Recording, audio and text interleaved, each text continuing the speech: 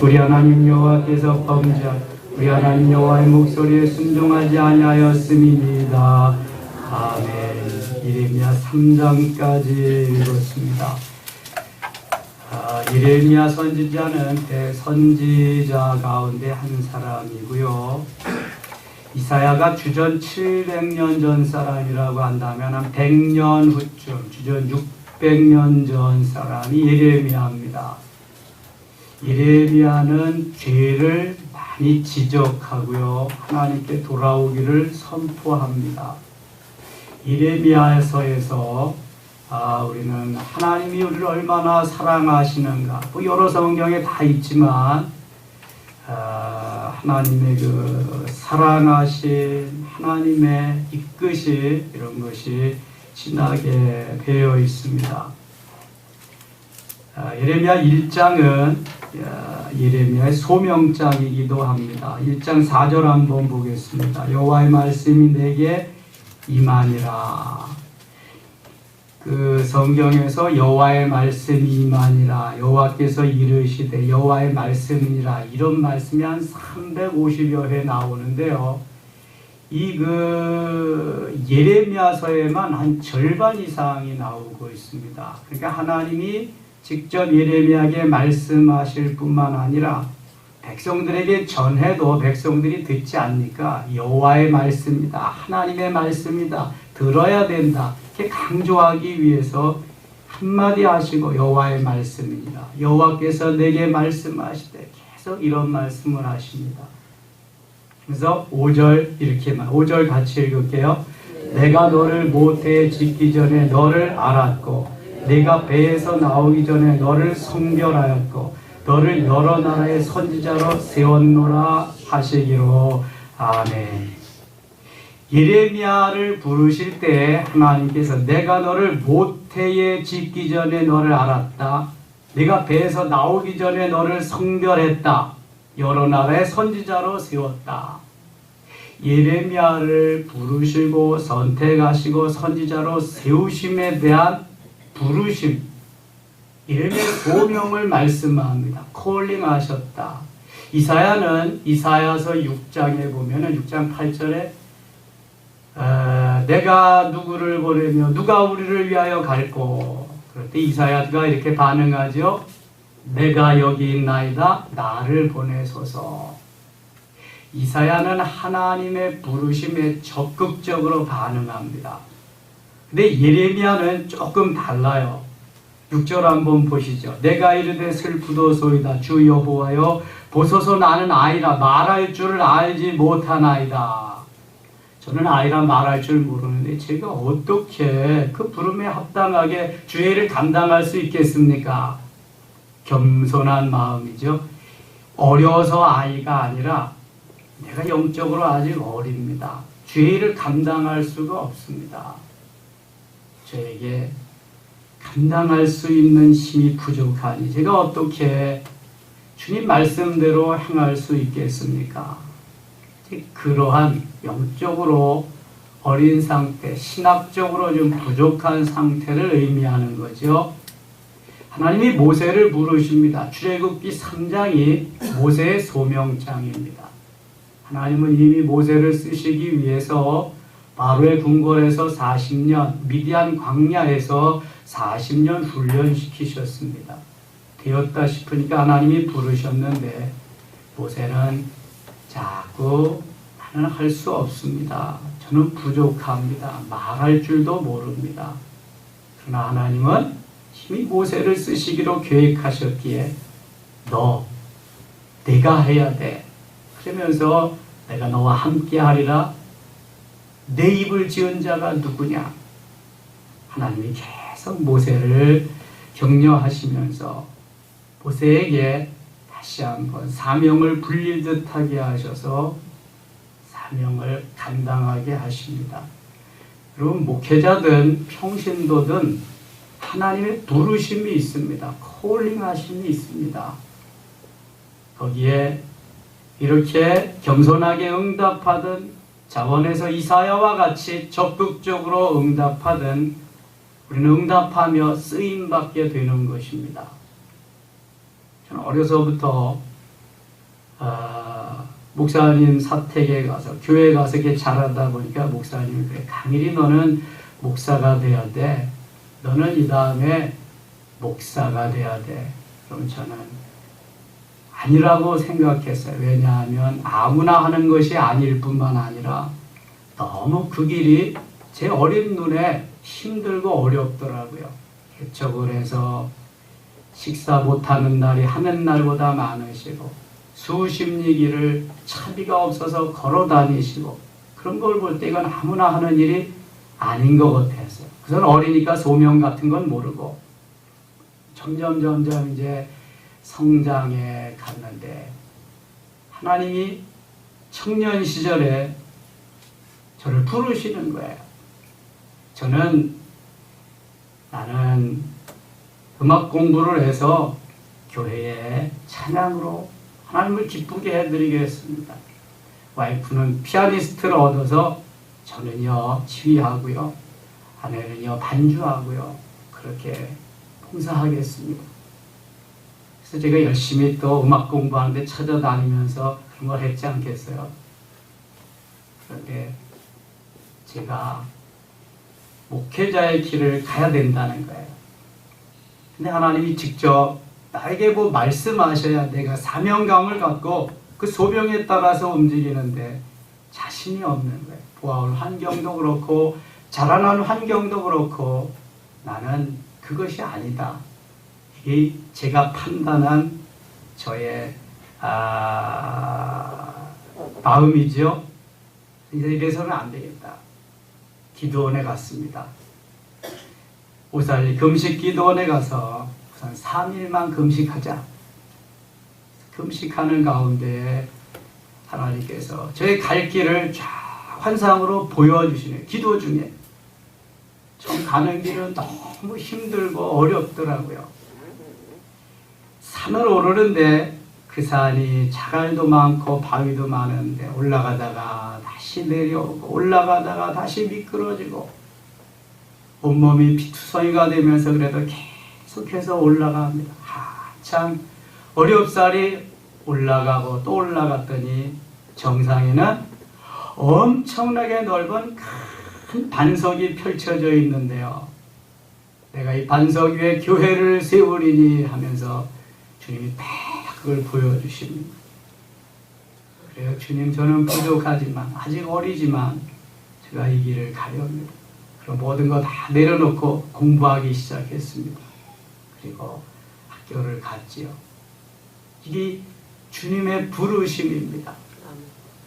부교역자 생활하고 목사가 돼서 이제 하는데 우리 거기 심부하시던 장로님이 한때 좀 강남에 가서 교회를 개척해 놓은 교회가 있는데 교회가 꽤 커졌습니다. 중형 교회쯤 돼서 좋은 조건으로 저를 오라고 그러더라고요. 근데 저는 이 개척하고픈 마음이 뜨겁게 이렇게 일어나는 때인지라 그런데 별로 관심이 없는 거예요. 좋은 조건을 제시하는데 저는 개척을 하려 합니다. 가서 설교 한번 했더니 오라 그러더라고요. 그때 37살 때입니다. 강남 개포동에. 거기 갔으면 지금 여러분 못 뵙는 건데요. 네. 그리고 사임하고 아무도 없이 저희 세 식구가 개척을 했습니다. 저 양천 목동 7단지 앞에서. 그래서 우리 교회가 그때부터 시작된 거죠. 그러면 하나님의 부르심이 없으면 우리가 응답할 수가 없습니다. 하나님이 부르시고 나를 세우셔서 하나님께서 나를 이렇게 사용하시겠다고 하는 이 사명감, 그리고 내가 여기 있나이다 나를 보내소서 하는 적극적인 반응, 리스판스, 이게 있어야지 하나님께 이끄심을 받아서 할 수 있는 것입니다. 모세가 계속해서 그랬던 건 겸손함도 있고요. 예레미야도 그런 거 있지요. 나는 아직 아이라 말할 줄 모릅니다. 내가 어떻게 하겠습니까? 7절 보겠습니다. 여호와께서 내게 이르시되 너는 아이라 말하지 말고 내가 너를 누구에게 보내든지 너는 가며 내가 내게 무엇을 명령하든지 너는 말할지니라. 너는 그들 때문에 두려워하지 말라. 내가 너와 함께하여 너를 구원하리라. 나 여호와의 말이니라 하시고 9절 같이 읽을게요. 여호와께서 그의 손을 내밀어 내 입에 대시며 여호와께서 내게 이르시되 보라 내가 내 말을 내 입에 두었노라. 아멘. 이 시간에 하나님의 입이 하나님의 말씀이 여러분에게 말씀하시고 여러분의 입에 대실 수 있기를 바랍니다. 하나님의 능력의 말씀이 여러분의 입에 대시고 여러분의 가슴을 뜨겁게 해 주어야 이 사명을 감당할 수 있습니다. 내 힘으로 내 능력으로 하는 게 아니지요. 제가 개척을 해서 너무 힘들 때에 미국에서 저희 집사람 이모부님이 찾아오셨습니다. 여기서 고생하지 말고 내가 미국에 가서 다 저거 해줄 테니까 와라. 우리 아이가 아주 어렸을 때 유치원 때. 근데 저는 제 생각에는 공부를 하러 간다 아니면 뭐 선교사로 간다 이런 마음에 허락이 안 됐습니다. 그래서 저는 여기서 더 하겠습니다. 가족에 투표를 했는데요 2대1로 제가 졌어요. 근데도 저는 안 갔습니다. 선교를 하려면 좀 어려운 나라로 가야 되고 공부를 하려면 가서 좋은데 제가 지금 개척을 해서 영혼 구원한다고 했는데 그래서 버텼죠. 그리고 후에 제가 영성 사역을 하러 또 미국에 저희 집사람하고 갔습니다. 우리는 둘이 사역을 하니까 뭐 사람이 한 명 줘도 2명이 사역하기가 좋잖아요. 여러 교회에서 오라고 그리고 그랬는데 그때는 둘이 다 안 가기로 했습니다. 우리나라가 너무 좋으니까 미국 갈 수 있는 거기 가서 목회할 수 있는 기회가 참 여러 번 있었습니다. 하나님이 여러분 만나서 여러분과 함께 사역하라고 여기 남겨두신 것 같아요. 그래서 끝까지 최선을 다하면서 하나님의 부름에 부끄럽지 않도록 살려고 기도하면서 지금 나아가고 있습니다. 기도해 주시기 바랍니다. 여호와께서 그의 손을 내밀어 내 입에 대시며 여호와께서 붙잡아 주셔야 돼요. 여호와께서 내게 이르시되 보라 내가 내 말을 내 입에 두었노라. 너 무슨 말 할지 걱정하지 마라. 내 입에다 두었어. 사실 우리가 열심히 설교 준비하고 해도 성령이 감동시켜서 역사하지 않으면은요 그 은혜가 안 되는 겁니다. 어떤 때는 생각지도 못했던 그러한 일들을 하나님이 깨닫게 하시고 입에 말을 주셔서 말씀하게 하실 때가 있습니다. 이 성령이 내 입에 말씀을 주시는 거죠. 그러나 내가 오늘 너를 여러 나라와 여러 왕국 위에 세워 내가 거짓들을 그것들을 뽑고 파괴하며 파멸하고 넘어뜨리고 건설하고 심게 하였느니라. 이거 다 누가 하는 거예요? 하나님이 하시는 거예요. 하나님. 모든 주권이 하나님께 있어요. 전적인 것이 하나님께 있습니다. 하나님이 하시도록 하나님께 맡기고 우리는 오늘도 수종드는 삶, 하나님의 일 수종들어 드리는 삶, 그것이 가장 잘하는 일입니다. 11절, 12절, 13절 계속 첫 마디가 이래요. 여호와의 말씀이 여호와께서 내게 이르시되 여호와의 말씀이 계속 여호와께서 말씀, 여호와의 말씀이 구구절절이 이렇게 갑니다. 16절 보십시오. 16절 무리가 나를 버리고 다른 신들에게 분향하며 자기 손으로 만든 것들에 잘하였은즉 내가 나의 심판을 그들에게 선고하여 그들의 모든 죄악을 징계하리라. 얼마나 죄악이 관영한지요. 19절 그들이 너를 치나 너를 이기지 못하리니 이는 내가 너와 함께하여 너를 구원할 것임이니라. 여호와의 말씀이니라. 죄악이 관영한 그때에 이 사단들은요 어떻게든지 믿는 이들 선지자고 뭐고 할 것 없이 다 넘어뜨리려고 그렇게 아주 난리를 치는 때죠. 그 엘리야 시대에는 얼마나 더 심했는지 모릅니다. 그래서 엘리야는 나만 홀로 남았다고 하나님 앞에 죽기를 갈구하잖아요. 아합과 이세벨의 등살에 너무 힘에 겨워하면서 2장 넘어가겠습니다. 2장 13절에 이스라엘 백성들이 범한 죄악이 있습니다. 13절 같이 읽을게요. 내 백성이 두 가지 악을 행하였나니 곧 그들이 생수의 근원되는 나를 버린 것과 스스로 웅덩이를 판 것인데 그것은 그물을 가두지 못할 터진 웅덩이들이니라. 아멘. 두 가지 악이 뭐냐? 생수의 근원되는 하나님을 버린 것이다. 여러분, 하나님께서 생수의 근원이십니다. 이 물을 마시는 자마다 다시 목마르려니와 내가 주는 물을 마시는 자는 영원히 목마르지 아니하나니 그 속에서 생수의 강이 흘러가리고 영원토록 솟아나는 샘물이 되리라 말씀하시면서 주님이 주시는 물을 마셔야 된다. 생수의 근원되는 하나님은 절대로 떠나서는 안 된다. 버리면 안 된다는 겁니다. 그런데 그 하나님 떠나서 우상을 섬기고 말았습니다. 우상에게로 가고 말았습니다. 그것도 하나는 스스로 웅덩이를 판 것인데 그것은 물을 가두지 못할 터진 웅덩이라. 아무리 우상에게 가서 절하고 그래 보세요. 그것이 뭐 응답이 되는가. 깨진 항아리에 물을 퍼다 부어 보세요. 다 빠져나가고 마는 것입니다. 그것은 큰 죄라는 거죠. 22절 보겠습니다. 주 여호와의 말씀이니라. 내가 잿물로 스스로 씻으려 네가 많은 비누를 쓸지라도 내 죄악이 내 앞에 그대로 있으리니. 얼마나 죄악이 컸으면, 죄가 범한 죄가 컸으면 잿물로 스스로 씻는다. 비누로 씻을지라도 죄악이 그대로 있으리라. 뭐 죄를 잿물로 비누로 뭐 씻는 건 아니지만 그만큼 죄의 농도가 짙다는 거지요.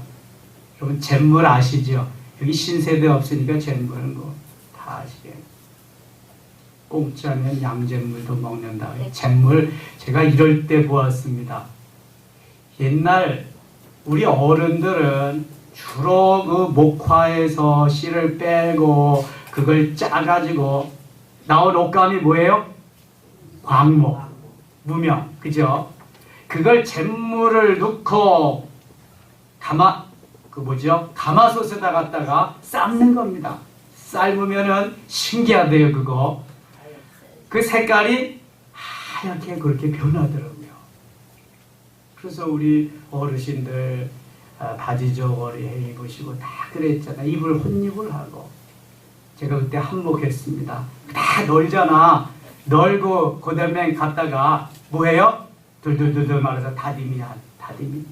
그러면 이게 다디미 하는 거고 그 후에고 또 뭐 이게 긴 거에다가 그 뭐라 그래요? 홍두깨에다 둘둘둘둘 말아가지고요. 그걸 이렇게 붙잡아줘야 돼 누가. 그럼 어린 제가 붙잡는 거죠. 두 명이 붙잡아야 되거든. 두 명이 붙잡은 거 다디미로 팍 두들기고 다디미 또 위에 놓고 또 두들기고. 그래서 또 인두 또 대리미 숯불 갖다 놓고 하는 대리미 그런 거 놓고 살았어 우리 조상들이. 참 지금 너무 잘 살죠. 코드만 꺼지면 금방 줄줄줄 불 끌어가지고 뭐 대리인 줄 알고 이러는데요. 술도 먹였어요. 아 맞아. 술도 왜 빳빳하지. 풀 안 먹이면 뭐 술을 그래서. 야 그 양잿물 그걸로 갖다가 쫙쫙 색깔이 빠지는 그걸 갖다가 놓고 해도 안 된다는 거예요. 그거 얼마나 죄가 그냥 큰지. 23절 내가 어찌 말하기를 나는 더럽혀지지 아니하였다. 바알들의 뒤를 따르지 아니하였다 하겠느냐. 골짜기 속에 있는 내 길을 보라. 내 행한 바를 알 것이니라. 발이 빠른 암낙타가 그의 길을 어지러이 달리는 것과 같았으며 너는 광야에 익숙한 들나귀들이 그들의 성령이 일어남으로 헐떡거림 같았도다. 그 발전기에 누가 그것을 막으려. 그것을 찾는 것들이 수고하지 아니하고 그 발전기에 만나리라. 25절 같이 읽겠습니다. 내가 또 말하기를 네 발을 제어하여 벗은 발이 되게 하지 말며 목을 가라게 하지 말라 했으나 오직 너는 말하기를 아니라 이는 헛된 말이라. 내가 이방신들을 사랑하였은즉 그를 따라가겠노라 하도다. 아무리 말해도 들어요? 안 들어요? 안 들어요. 하나님의 말씀이라 여호와의 말씀이라 그래도 안 듣는데 어떡할 거예요? 지금도 예수 믿으세요. 예수 믿고 구원 받으세요. 예수 믿고 천국 가세요. 들어요? 잘 안 들어요. 그런데도 간혹 한 명씩 있어요. 사도행전 13장 48절 말씀과 같이 영생을 얻기로 작정된 자는 다 믿더라. 바로 영생을 주시기로 작정된 자, 그 사람들 찾아 나가는 거예요. 다 믿어도 그 사람은 때가 되면 돌아오거든.